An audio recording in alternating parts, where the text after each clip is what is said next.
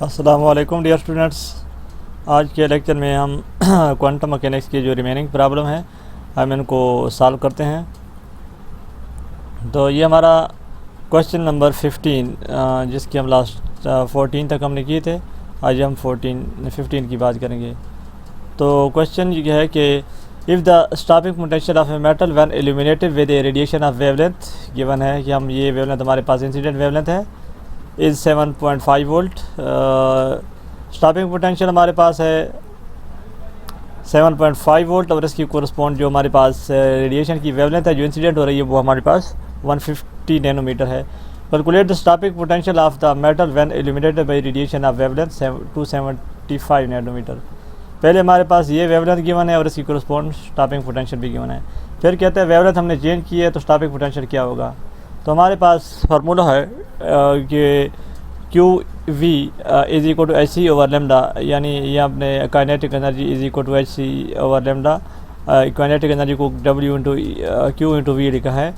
तो इसमें हमारे पास वी और वेवलेंथ वोल्टेज और वेवलेंथ क्या है, इनवर्स प्रोपोर्शनल है।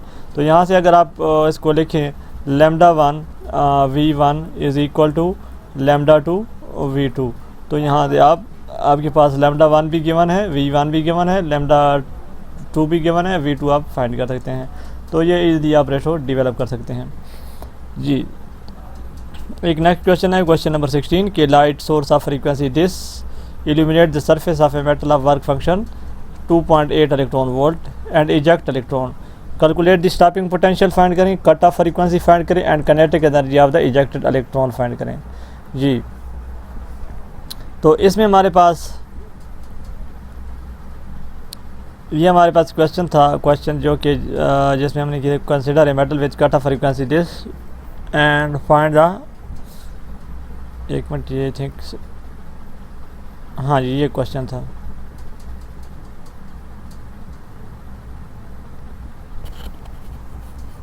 कि light source of frequency this illuminate the surface of a metal of work function 2.8 electron volt and eject electron. Calculate the stopping potential. तो हमारे पास फ्रीक्वेंसी भी गिवन है, हमारे पास वर्क फंक्शन भी गिवन है। तो स्टॉपिंग पोटेंशियल हम फाइंड कर सकते हैं कि e V s is equal to, यानी अगर हम रिलेशन कि e V s is equal to H mu minus phi. तो हमें कौन कौन सी चीज़ें गिवन है इसमें, फ़ी भी गिवन है यानी वर्क फंक्शन और म्यू भी गिवन है, जबकि एच हमारे पास कांस्टेंट है। तो हम स्टॉपिंग पोटेंशियल फाइंड कर सकते हैं, जबकि ये ई तो आपको पता है इलेक्ट्रॉन का चार्ज होता है। दूसरी बात ये कहते हैं कि आपने कट ऑफ फ्रीक्वेंसी फाइंड करनी है। तो कट ऑफ फ्रीक्वेंसी का फार्मूला हमारे पास क्या होता है, phi is equal to h into mu not. तो म्यू नॉट हम यहाँ से, क्योंकि हमारे पास वर्क फंक्शन तो गिवन है 2.8 इलेक्ट्रॉन वोल्ट और एच भी कांस्टेंट है, तो हम कट ऑफ फ्रीक्वेंसी भी फाइंड कर सकते हैं।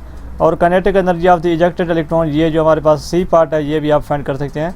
जो काइनेटिक एनर्जी अभी आपने फार्मूला लिखा था कि kinetic energy is equal to, यानी आप लिख सकते हैं इसमें ई इंटू वी हमारे पास क्या होता है, kinetic energy is equal to H mu minus work function.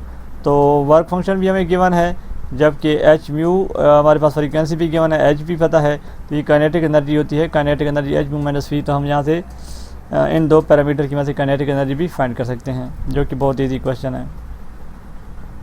इसके बाद हमारा क्वेश्चन 17 है consider a metal with cut off frequency given है, find the work function of the metal. तो वर्क फंक्शन हमारे पास क्या होता है, H into mu not.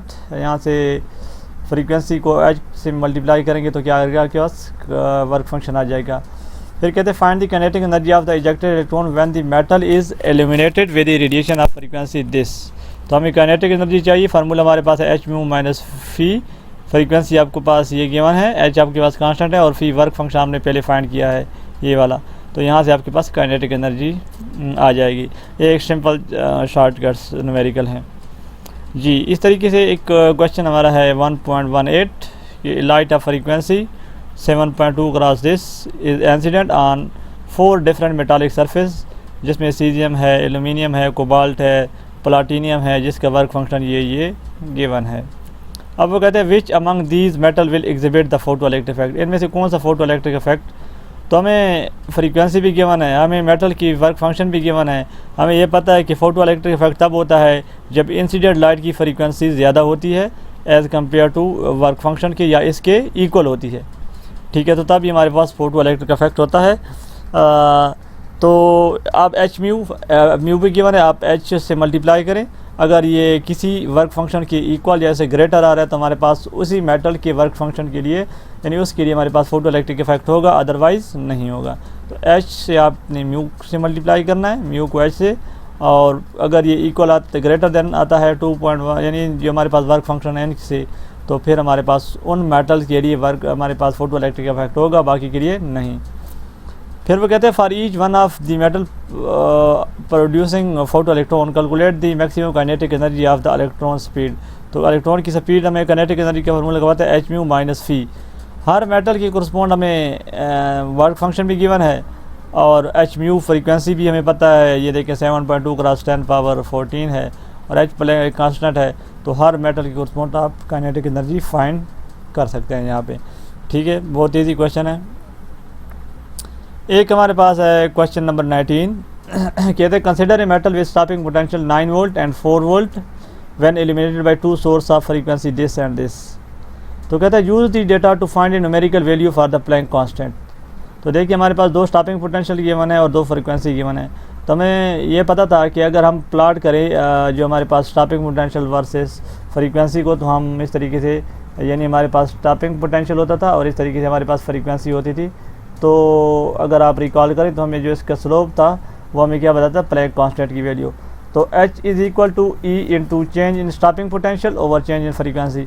Stopping potential और चेंज इन फ्रीक्वेंसी की जो हमारे पास रेशो होगी, यानी अगर आप 9 माइनस 4 वोल्ट और डिवाइडेड बाई 17 माइनस 18 और 10⁻14 हर्ट्ज, तो ये आपके पास क्या देगा, प्लैंक कांस्टेंट की वैल्यू दे देगा।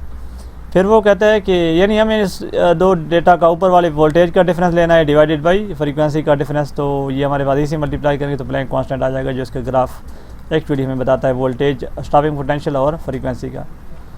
फिर वो कहते हैं find the work function and cut off frequency. तो वर्क फंक्शन हमें पता है equal to H mu naught होता है और यहाँ से हम फाइंड कर सकते हैं म्यू नॉट को क्या लिख सकते हैं फर्दर, यानी वर्क फंक्शन आप इससे म्यू नॉट आपको फ्रीक्वेंसी भी गिवन है देखें और एच भी आप प्लैंक कांस्टेंट है तो आप का निकाल सकते हैं। और फिर वो कहते हैं कट ऑफ वेवलेंथ भी निकालें, cut off frequency and find the work function and the cut off frequency. तो जो म्यू नॉट है हमारे पास वो कट ऑफ फ्रीक्वेंसी होगी और phi is equal to h c over lambda not, ठीक है। ऐसी बात की kinetic energy is equal to H mu minus phi. अगर आपके पास वर्क फंक्शन आ गया तो आप एच म्यू से मल्टीप्लाई करें तो काइनेटिक एनर्जी भी आप निकाल सकते हैं, क्योंकि फ्रीक्वेंसी हमें गिवन है ये 12 क्रॉस 10⁻14 हर्ट्ज और यहाँ पे एच से मल्टीप्लाई करेंगे माइनस फी, वर्क फंक्शन हमारे पास यहाँ से आ जाएगा क्योंकि इस केस में हमारे पास क्या है, फ्रीक्वेंसी गिवन है, ये देखिए 8 क्रॉस 10 पर, तो हमारे पास इधर से वर्क फंक्शन आ जाएगा। और यहाँ से एक और चीज़ वो कहता है कि find the cut off frequency, ठीक है। कट ऑफ फ्रीक्वेंसी जो हमारे पास वो फ्रीक्वेंसी होती है जहाँ पे उससे कम स्टॉपिंग उस पर कम फ्रीक्वेंसी पे कोई इलेक्ट्रॉन इजेक्ट नहीं होता। तो यहाँ से आप देख लें कि h mu minus phi kinetic energy को इक्वल कर दे तो phi is equal to H mu not, यानी ये वाले फार्मूले से आप क्या निकाल सकते हैं, वर्क फंक्शन निकाल लेंगे। और फिर उसकी कोरस्पॉन्ड जो आपके पास फ्रीक्वेंसी आएगी वो देखेंगे कि जब आप काइनेटिक एनर्जी निकाल लेंगे तो जिसमें काइनेटिक एनर्जी जिस वर्क फंक्शन के ऊपर नेगेटिव आएगी वो वर्क फंक्शन पॉसिबल नहीं होगा। अच्छा जी, क्योंकि हमारे पास यहाँ पे दो फ्रीक्वेंसी गिवन है तो इसमें जो मिनिमम वाली है वो वाली यूज़ करेंगे और फिर मैक्सिमम वाली यूज़ करेंगे। तो फिर इसके बाद काइनेटिक एनर्जी से हमने चेक करना होगा कि काइनेटिक एनर्जी कौन से के लिए पॉजिटिव आती है, क्योंकि काइनेटिक एनर्जी नेगेटिव नहीं हो सकती। इसके बाद एक और क्वेश्चन है कि यूजिंग क्वेश्चन नंबर 20 है, using energy and momentum conservation requirement show that A free electron can not observe all the energy of the photon. ये हमारे पास एक फ्री इलेक्ट्रॉन है, सारी की फोटोन आ रहा है कि वो सारी की सारी एनर्जी वो इलेक्ट्रॉन एनर्जी ऑब्जर्व नहीं कर सकता फोटोन की। तो हम इसको कैसे कर सकते हैं कि हमारे पास एक फोटोन अगर ये सारी एनर्जी ऑब्जर्व करे तो momentum of photon will be equal to momentum of electron, क्योंकि ये सारा फोटोन क्या करेगा, इसको एनर्जी ट्रांसमिट कर लेगा। और फोटोन का मोमेंटम हमें पता है एच म्यू और c is equal to momentum of electron, अगर हम law of conservation of energy को यूज़ करें कि एनर्जी ऑफ फोटोन सारी की सारी ट्रांसमिट हो जाती है, ट्रांसफ़र हो जाती है इलेक्ट्रॉन में, तो हम ऐसा लिखेंगे जबकि एनर्जी ऑफ फोटोन हमें पता होती है वो h म्यू होती है, जब एनर्जी ऑफ इलेक्ट्रॉन की एनर्जी होती है p square c square plus m0 square c⁴ जो हमें पता होता है रिलेटिविस्टिक इक्वेशन से। अब यहाँ पे एक चीज़, अगर हम इस इक्वेशन को c, यहाँ पे जो c स्क्वायर है, ये जो c स्क्वायर है, ये जब इनसे इधर से कॉमन ले लेंगे यानी यहाँ से इक्वेशन से, या इस इक्वेशन को डिवाइड कर दें c से, तो ये यहाँ बनेगा h म्यू ओवर c, और यहाँ पे अगर आप c से डिवाइड करेंगे तो ये अंदर जाके क्या बनेगा, c स्क्वायर होके जाएगा। इसको अंडर रूट के अंदर रखें तो ये c स्क्वायर, तो ये c स्क्वायर कैंसिल हो जाएगा, यहाँ पे एक c स्क्वायर आ जाएगा, यानी ये टर्म रह जाएगी स्क्वायर रूट के अंदर p square plus m0 square c से। अब यहाँ पे हमने गौर करना है, h म्यू ओवर c ये है, ये भी h म्यू ओवर c है, यहाँ पे pe है, यहाँ पे क्या है pe स्क्वायर प्लस समथिंग इसमें ऐड है। तो अगर law of conservation of momentum valid होता तो फिर अगर ये सारी की सारी एनर्जी ट्रांसमिट करता तो फोटोन इलेक्ट्रॉन को, तो यहाँ पे ये law of conservation of momentum ये वाला वैलिड होना चाहिए। लेकिन यहाँ पे देखिए pe स्क्वायर के साथ क्या है, कोई और टर्म भी है m0 square c square. It means कि ये जो है, ये मोमेंटम जो हमारे पास है ये ग्रेटर आ रहा है फोटोन के मोमेंटम से, ठीक है। तो इट मीन्स कि ये सारी की सारी एनर्जी इलेक्ट्रॉन नहीं, फोटोन इसको ट्रांसमिट नहीं कर सकता, which contradict the momentum expression. एक और क्वेश्चन कर लेते हैं कि photon of wavelength this are scatter from electron that are at rest if the photon scatter at relative angle 60 degree. तो आपने क्या फाइंड करना है, calculate the Compton shift find करनी है, kinetic energy imparted to recoiling electron find करना है, and angle eight which electron recoil. तो सिंपल फार्मूले से हमारे पास ये दो चीज़ें गिवन है, वेवलेंथ और हमारे पास एंगल। तो delta lambda equal to h over m0 c 1 minus cos of theta, जबकि m जो हमारे पास इलेक्ट्रॉन का मास है, h भी कांस्टेंट है, c भी कांस्टेंट है, एंगल आपके पास गिवन है, यहाँ पे आपने एंगल की वैल्यू पुट करनी है। दूसरे हमारे पास काइनेटिक एनर्जी फाइंड करती है h c 1 over lambda minus 1 over lambda prime. Lambda आपको पास गिवन है, लैम्डा प्राइम आप यहाँ से फाइंड कर सकते हैं, क्योंकि डेल्टा लैम्डा को आप लिख सकते हैं lambda prime is equal to lambda plus ये जो अपने h over m c into 1 minus cos theta वाला एक फैक्टर, तो ये आपके पास आ जाएगा lambda prime equal lambda plus this. तो यहाँ से आप लैम्डा प्राइम की वैल्यू पुट करेंगे और 1 ओवर लैम्डा जो आपके पास पता है, तो आप काइनेटिक एनर्जी फाइंड कर लेंगे। इसके बाद रिकॉइलिंग एंगल ऑफ इलेक्ट्रॉन, हमने पहले भी इसकी एक्सप्रेशन क्वेश्चन में किया था, जिसका फार्मूला मैंने यहाँ पे सिर्फ कोड किया है कि equal to tan inverse sine theta, theta में पता है ये वाला, और lambda prime over lambda, lambda prime हमें यहाँ से मिल जाएगा, क्योंकि आप जब डेल्टा लैम्डा को लैम्डा प्राइम माइनस लैम्डा लिखेंगे तो माइनस लैम्डा दूसरी तरफ जाएगा, प्लस लैम्डा हो जाएगा, वहाँ से आपके पास लैम्डा प्राइम भी होगा और लैम्डा भी होगा, और cos थीटा की वैल्यू, थीटा की आपकी वैल्यू पता है। तो यहाँ से आप recoiling angle of electron find कर लेंगे कि इलेक्ट्रॉन कौन से एंगल के साथ यहाँ से रिकॉइल हो रहा है, ठीक है।